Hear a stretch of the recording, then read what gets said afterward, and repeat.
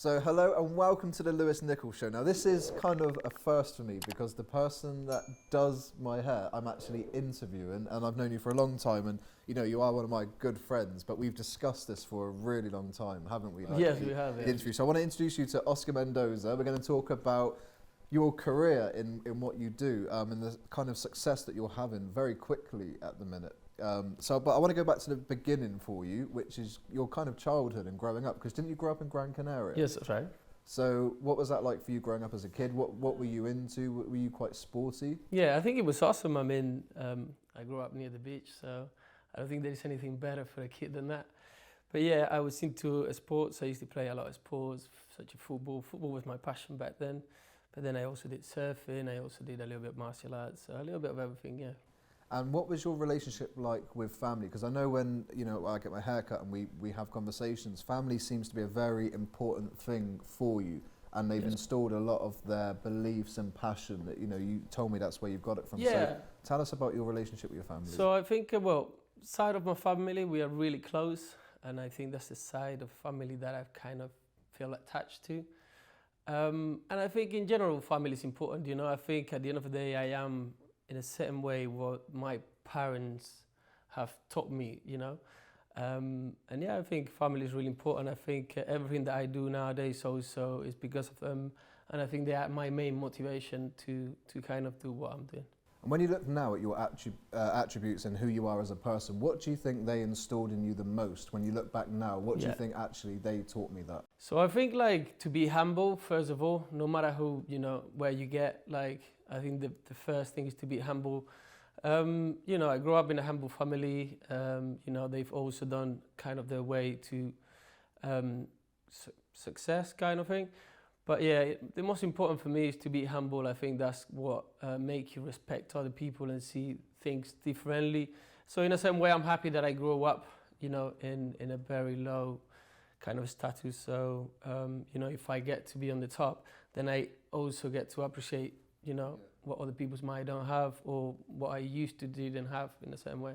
I mean, obviously, we're going to go on to Barbering a little bit later, but you mentioned football being a passion. Was there ever a time where there was an opportunity for you to pursue that as a career, or was it just something you did as a hobby? Yeah, so in a certain way, I did got kind of to semi-pro. So, it was, I saw it as a career, obviously.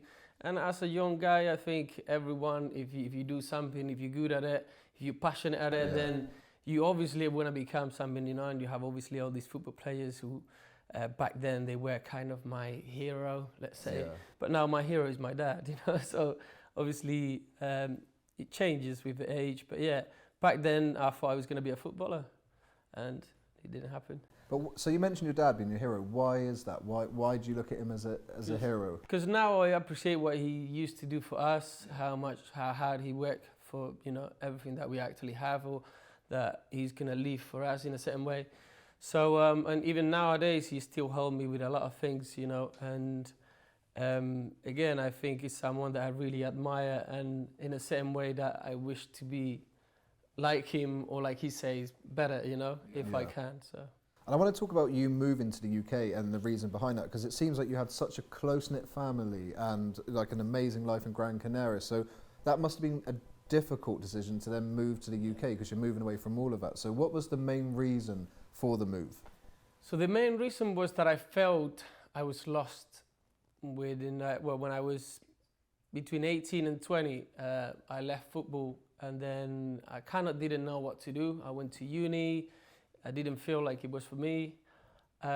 So yeah, then I felt like I needed to travel. I felt like obviously being from an island is cool, but spending there all my life, I felt like I needed to see more, Obviously, learning the language, it was really important back then for me, as it would open a lot of doors for me. So, yeah, I mentioned it to my mum and dad, and again, this is where they come in, and they support me at all time. They really wanted me to, get out and experience. And I think even if nowadays it doesn't feel as difficult, it's because I've always have had their support, with this kind of, with this thing, basically, with moving over. And you mentioned there, obviously, in your head at that point, you were semi-pro with football, so I guess you kind of thought that was going to be your path going forward. Yeah. Being that young and it not working out the way you thought, was that difficult? Did you kind of think, what do I do now? Because I've worked years for this. Was there a moment where you struggled or you became anxious about that? Yeah. And there was that time where I started looking a lot at the women's and, you know, start partying a lot, start drinking. Women, so more than one? Yeah. Yeah, of course, mate. No, but yeah. I felt like this, you know, a few years, obviously I wasn't mature enough neither. And I did, some crazy things. I think that was the time to do them anyway, but yeah. And then moving to the UK, was it Cheltenham you came to first? No, it wasn't. Cardiff. Yeah. And what did you do? Like, what was the first job, and how? Because arriving, like you said, you're at Gran Canaria, you're learning English, you're in a new country. Yeah. Was that daunting when you first came? I mean, obviously it was complicated. The first thing I did was actually, I was a kitchen porter, so I washed dishes, you know. Yeah. I worked many hours. I remember actually a funny story. I remember the first night I got to Cardiff, we arrived. I went to open like the windows, and obviously the windows here in the UK, they're slightly different to back home. So obviously you open them up like that and then you push them down, right? Yeah. So I did open the window and then I went to push it down and I literally nearly take my finger off. Then the next day I had to go put some massive gloves to go and wash dishes, you know.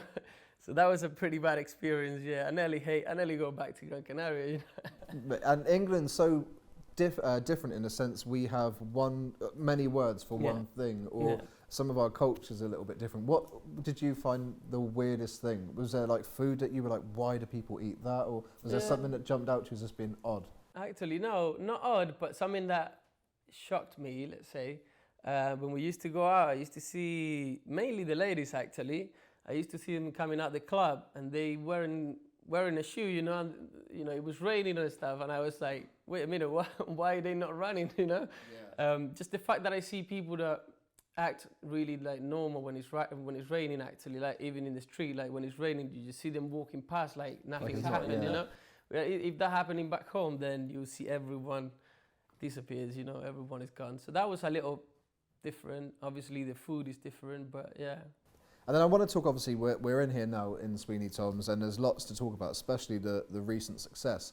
But where did your involvement come from in regards to being here? Because I know it was owned by somebody else before, so did you come here to work? Like, how did that come about? So I first came here to work. I was self-employed for a couple of years. After that, I guess I just came in the right time, you know. After that, we actually had a pretty good relationship, and then he decided to move on. He didn't want to be involved anymore, so he offered everyone this kind of like he offered to sell the business to us basically, and I just went for it all. And one thing I've noticed is, because obviously I come here all the time, and I talk to you a lot, and this has become a hub for people in Cheltenham, whether you're creative, you're sporty. People come in here, and it's a great way to almost network, I found, in here, because you meet people, you talk to them. You've created a really unique buzz. When you took over, what was your main goal, and what did you want to do, and have you achieved that? Because you have created something special now. I can't even put it into words. It's good. So when I first came in, I had to analyze and see, you know, what things I'd like to change. I still believe in the concept, the look of the shop, because obviously I bought that concept, so I believed in it. Yeah. But there was obviously the first thing I wanted to create was the team. I wanted to build a team, and I wanted to build the concept and the standards behind it. You know, and the way we cut in, the way we're receiving people, the way we talk to customers, and everything that is involved in it. But I don't know, like, you don't really have a main goal. Obviously grow the brand, you know, open franchises, I don't know, make the brand as big as possible. That's obviously the main goal. But the idea is to set up goals short term, but also long term. So let's say if I set up a goal that says, I don't know, if I say 3 years I have 3 shops, obviously I have to also set up weekly goals where I'm like, okay, this week I need to train them, or this week we need to look into other things. So like goals that is many, you know, and you slowly kind of achieve them, I guess. And I do want to talk about the awards, because I mean, following you on social media, coming in, it just got bigger and bigger and bigger. I mean, what was the first one you won in regards to an award? Because was it the Best Gloucestershire Barber. That's correct. And so obviously winning that's a massive achievement because the competition is high. And then you go one better and win Best Southwest Barbers, That's right. which covers the whole area. But we've got to talk about this one because I find that the most... Bad boy, that one. How did that come about? How did you get nominated? And So that's a little bit like, we don't really get to know that. Obviously, people get to nominate us, and then you get also like an undercover person who comes in, check our services, obviously ask our customer service, our haircut, and then people vote online, people from the shop or even outside the shop, they're able to vote, and yeah. And I've got to say, for those watching, the award is England Business Award, so the best barbers in the whole of England.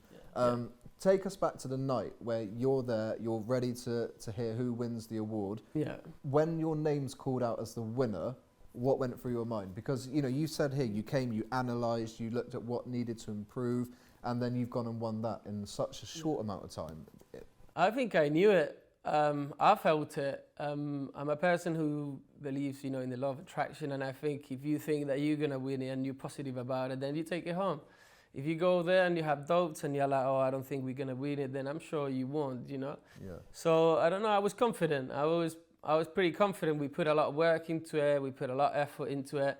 So that is our reward, really. And has that given you confidence in the sense of you now know this concept works? You know, you've beaten the likes of people in Manchester, London, the biggest cities to win that award. Has that given you confidence to actually reach out and maybe open another or a couple more? Yeah. Because it seems like it's got legs, and I know you, and we've spoke before that you've had visions for restaurants, and you know you want a lot. Do you have plans to grow this and open another one? Yeah. Sure plans. Is there anything coming up? Yeah, but I can't say anything here. I know that you want to do nothing. Well, would it be in the southwest? Yeah. Okay. Yeah. And I think it will be with, I wanted to mention it, with Erkan, which is the manager. So that's someone that started it here with me, and he's worked his way up to being a manager. And then we are now looking into getting into a partnership, really. So that's, again, I wanted to say this because that's the aim of this company as well, to be able to offer our people room to grow, you know. So they can fly if they want to, if they believe in the concept, obviously, and the vision. But yeah, that's for us also key. And I do want to talk more about kind of the academy and stuff a little bit later. But yeah. I mean, we speak a lot when we're in here, and you're very professional. You know, I see the way you talk to people, but we don't know a lot about you because you're very private. You know, you've said that before. You don't post a lot on social media. You're very business minded. So I wanted to get a little bit deeper, and I've got some 10 random questions that I want to ask, and I think it'll give us a chance to know you a little bit more. Okay. And they can only be just quick answers. So the first one is, have you ever had your heart broken? And if so, how old were you and when did it happen? So it could have been when you were younger. So I did, and I was 17. I was with this girl for 5 years. It was my first girlfriend. So obviously I thought she was, I mean, my kids' mum, so I thought she was going to be my wife. So it did hurt, obviously. But yeah, it wasn't a good experience, no. And then number 2, the most embarrassing thing that has ever happened to you. So when you think back, you're like, oh my God, I can't believe that happened. The most embarrassing? I think, it would be with this girl, actually. We were at her house, and obviously we were doing naughty things. Sorry, guys. You want me to be honest, right? No, of course. And her mum just came into the room. So, okay, that's embarrassing. Number 3, guilty pleasure songs. That means a song that you probably shouldn't like, and you would sing it in private, but you wouldn't tell anyone else that you like it. So what's your guilty pleasure song? So mine's the Spice Girls. Is it? Yeah, so that would be, I'd sing it, but I wouldn't tell my mates I like it. So what's yours? I don't know, probably probably Eminem. That's not a guilty pleasure. Why not? No, I'm joking. I don't know, really. I don't think I do really sing the Spice Girls, you know. Well, I've got some more to ask you in just a moment. So we're back because I had to take a minute to get over that Eminem is your guilty pleasure, because I think Melissa just said in the crew that actually you must have good music taste, because I was expecting Little Mix or something a bit more camp. Yeah. So yeah, anyway, number 4, I wrote this before I spoke to you earlier, but it's, are you currently single? Yes. Yeah. I changed the question slightly for you. Number 5, the worst lie you have ever told, where you're like, oh, I shouldn't have said The that. worst lie. The worst lie. Probably a lie that then I got caught. I don't remember one. Have you ever told, like, being Oh, yeah, and I know food? one. Yeah. I think when I told you I wanted to do this interview. Next one, roast dinner or pizza? Roast dinner. Really? Yeah. I thought you would have said pizza.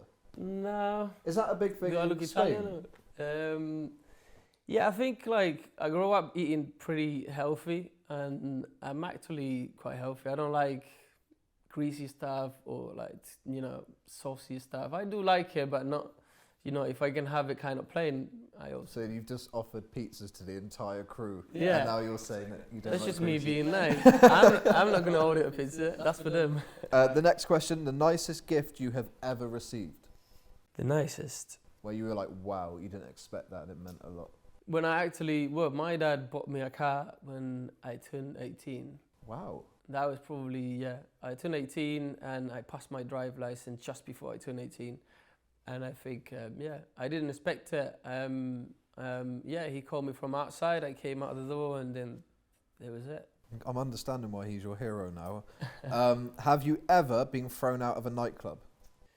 Thrown out. Yeah, probably. Yeah. That you can't remember? I was probably, no, if I was thrown out, I probably can't remember. Being suspended or kicked out of school, even if it's Yeah. for like, really? Yeah. What for? Just from doing naughty stuff. I would never have. I thought that was going to. When I wrote these, I had an idea of what the Yeah. answer would be, and I thought I remember once when I was younger, there was a load of things, but I actually took to college, like, it was a mask. It was like the Spanish president, but it was a funny one, And I used to go to the toilet and then just walk with the mask on and putting my face on the like window of every classroom, and that was pretty funny. I got kicked out because of that, obviously. Rightly so. And the next one is: have you ever been mistaken to be a celebrity? If so, who was that celebrity? So I was mistaken with this guy who he plays in a band. I don't remember the name though. She said, "Oh my God, I thought you were him because your hair and stuff looks like him." One Direction? Yeah, Zayn? that's it. Yeah, that's the one. Yeah, Yeah, that's the I one see that. actually. Yeah, but that was once. Right, well, I feel we've got to know you a little bit better, because like I said, when I talked to you in here, you're very professional, say all the good things. I thought, you know what, he's probably been kicked out of a nightclub, probably told a lie, and I think we've got to know you a little bit better. Yeah. Was that better than you expected? Yeah, it was better than I expected. Some Tougher one. Yeah, tougher ones. But We got to talk about the academy, because I know this isn't something you've rushed. We've spoke about this for a long time, that you were going to do this, you had plans. So talk us through the academy, Mendoza Academy, because you've wanted to do this for a while. Yeah, so I think obviously it is my next step in my career. Obviously, I wanted to get out the salon floor, and the best way is the academy. I don't want to fully like move on from hair cutting, because it really is my passion, and I think I have done for it. So I should make the most of it in that aspect. But yeah, it's been a long time coming, probably over a year. And the reason why I haven't launched it yet really is because I wanted to leave the salon first established and to feel like the team is ready for me to move on. And people should be able to see the academy now on the screen, and had a little look around. But Yeah. how do people get involved? So is this a chance for people to come and train? Is it an apprenticeship? How does it actually work in terms of... So we do both, but how the academy works, you basically privately, you just buy into courses that you might want to do, like it could be scissors work, it could be clipper work. And yeah, Obviously, they have all the breakdown and how it's going to be. We do lecture, we do demonstration and practical sessions in all of them. So yeah, pretty interesting. I think it's going to be pretty cool. And is there a chance to graduate? Do you get a certificate or something to say that you've graduated and done everything? Like Yeah, so we've teamed up with a CPD company, so we became a CPD provider, which allow us to actually accredit those courses. So you will get a proper certificate that you can use in your CV, which is it adds value to the academy actually. And how do people, if they want to get involved, is there like a website, or do they come and speak to you? How do you get involved in that? So I mean, some of them obviously come and get to me through Instagram because I'm active all the time. But you can go to the website, which is www.mendozaacademy.co.uk, and yeah, just check it out yourself. And one thing, because we spoke about this before, is you don't go into many barbershops and they've got their own product range, and you have quite an extensive product range that I did want to talk about, because I use some of this myself, like the beard oil. Yeah. We used to mock me a lot because I'd come in and you used to call me like a little boy because I couldn't grow facial hair. Yeah. And every time a bit more hair came, you're like, you're a man now. Yeah. And it was genuinely this stuff, your beard oil, that helped that. So what was the idea behind this, and how long did it take? Do you formulate it yourself? Like, how does that work in regards to making them? So with a product, obviously when I took over, I thought I like to also create my products, the products that I like to work with, because everyone has a personal kind of favorite. No, how can you say, like, everyone kind of like think. I personally like a specific products. Like, I don't like, for example, I like to be animal cruelty free. I like to be paraben free. So there is certain things that I want it to be in my product, which I didn't see in other products maybe. So make it quite natural, let's say. So we found this manufacturer, we contacted them, and then between us both, we got to kind of like where we want the products to be. And yeah, I mean, to be fair, we don't really have yet like a massive aim for it, because we only one shop and the academy is coming, but eventually that's the idea. The idea is to sell the most through the academy, to show people also what we can do, like how, the transformations we can do with our techniques, but also our products. And I've used this before, I believe, as well. That's good. And I know this isn't a sales pitch, but genuinely, you've said today that actually people watching this interview, there'll be a chance for them to get a discount on that. Yeah. How's that going to work? Do they just come in and mention the interview? Is there a code? So there will be a code. Nice. So we'll get to share a code, and they can either come in and mention about the code, which means obviously they've seen the interview, or again they can do it directly through the website. We'll have the website ready for it. And we spoke a lot about the Barbers and your kind of next step, but I wanted to talk about the next step for you. What's next for you now? Because I know you're passionate about this, but I know you're very ambitious and there are other things you want to do. So have you been looking at other business ventures that doesn't involve being a barber? So I want to get into properties, property development. Obviously, that's what my dad do as well, and that's what I've seen when I grow up. So I want to go that way if I can. So passive income at the end of the day. Like, look, if I think towards the future, then I want to see myself obviously not having to be so like hands-on, Yeah. What about restaurants? Because I know we spoke before and you envisioned having your own restaurant in Cheltenham. Is that something that you can see in the next 3 years perhaps? I don't know. Like, for that, I would have to find someone that is good in the industry and that wants to, be a partner, or that wants to also do the little projects, Yeah. But it's not something that I would do just by myself, because that's not my industry really. Well, Oscar, I think this has been brilliant, because we've spoke about this for a long time doing this, and we've got a really good insight, not only for your business, but your passion for the business. And I can say from watching you that it doesn't matter what time of day it is, whether you're running late because you've got so many people, you put the same effort with it, and it is an art to you. And I've said that before. You really make it an art, and it's just nice that we could talk in depth about what you do and what you love. So thank you for coming on the show. Finally. Thank you. And hopefully next time when we be talking, we'll be talking about your kind of chain of these shops. Hopefully. Thank you. Thank you. There we go. Done. See, pizza time.